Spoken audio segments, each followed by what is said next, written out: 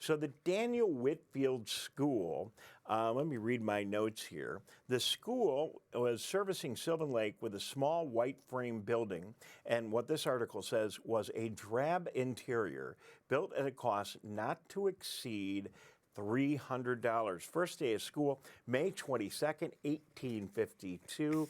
The teacher, Samuel Rod, was hired for $18 a month. She knows history of our area better than anyone. It's so good to welcome to the Splash this morning, Helen Jane Peters. Good morning. Good morning. It's nice to see you, Dave. Well, good to see you. So when we look at those numbers, it's amazing that we could build a school for $300 and the teacher would be employed for $18 a month.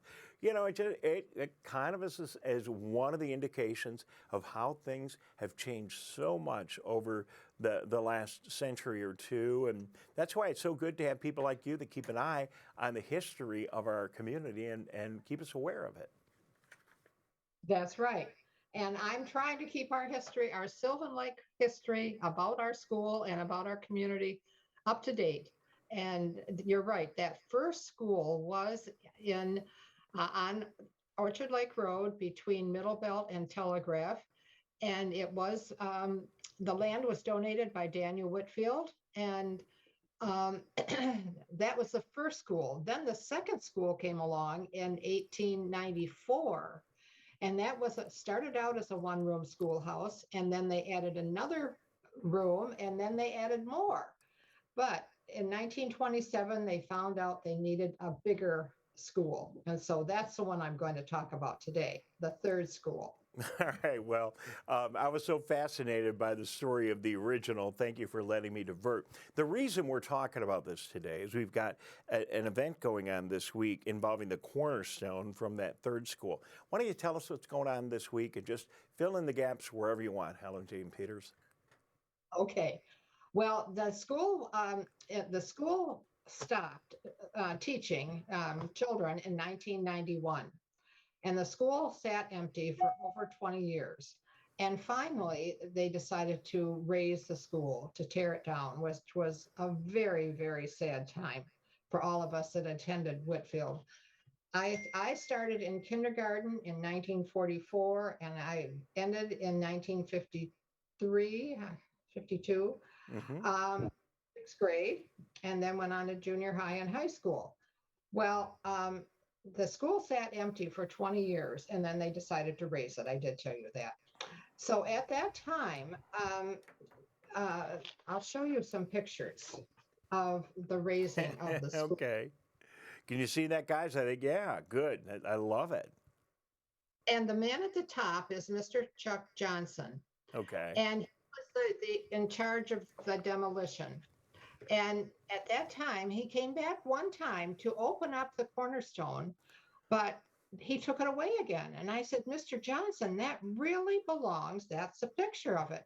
Mr. Johnson, that cornerstone really belongs in Sylvan Lake. So I knew Anna Lee Kennedy, and she was a teacher at Whitfield, and she was, go get it. We're going to get that back in Sylvan Lake.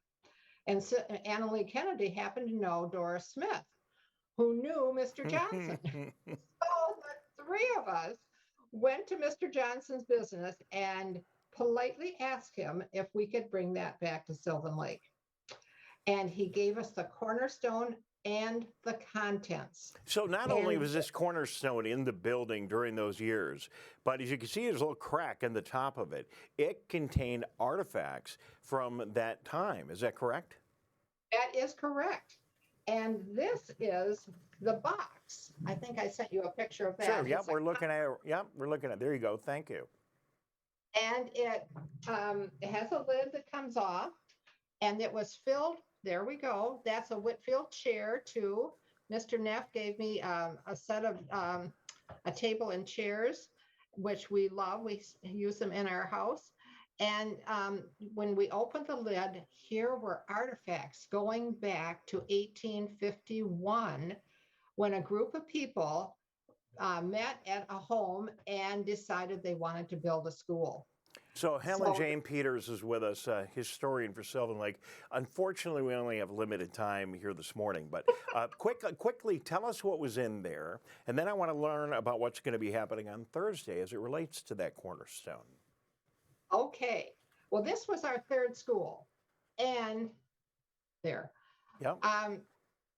The cornerstone was in the back of the school because there was the reason for the two dates is 1927 is when the school was originally built. Then they decided to add a gym and the cafeteria and two classrooms. So the cornerstone, I'm pretty sure, was in the back of the school in the newest part in 1929. So the artifacts go way back, and that some of the artifacts were written minutes from all the meetings that this group of people had. And that went on for several years. It was like their school board at that time. Sure. Okay. So, and then there were also books that contained the list of the students, their grades, their ages, and it contained also the history of all three schools, which is priceless. So it sounds like the things that were in there, Helen Jane Peters, were more practical than some toy that the kids would have played with in school back in that era. Right. Okay. There was also a newspaper from the year that the day that they closed up the cornerstone, and also a Bible from the Sylvan Lake Sunday School. So I'm sure that all these items have been preserved, and you've gone through them, or somebody has gone through them. And now the big news for today is that this Thursday, we've got a major event coming up with regard to that cornerstone. Can you tell us what's going to be happening? Yes, on Thursday we're going to all of the artifact.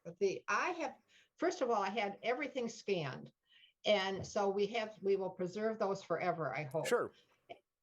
And we will put copies of the artifacts in this cornerstone. I want to shout out to Mike Grasser, who built the foundation and put this together to look like this.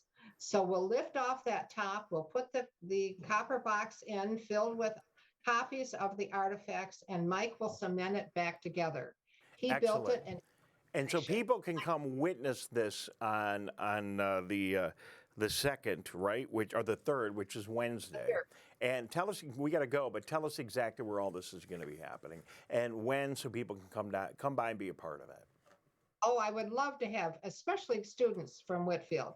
It's going to happen at 1:30 on Thursday afternoon, and everybody is invited. I'd love to see a big crowd there. And so come at 1:30 on Thursday afternoon. Thursday, okay. Can I mention one other event that's coming?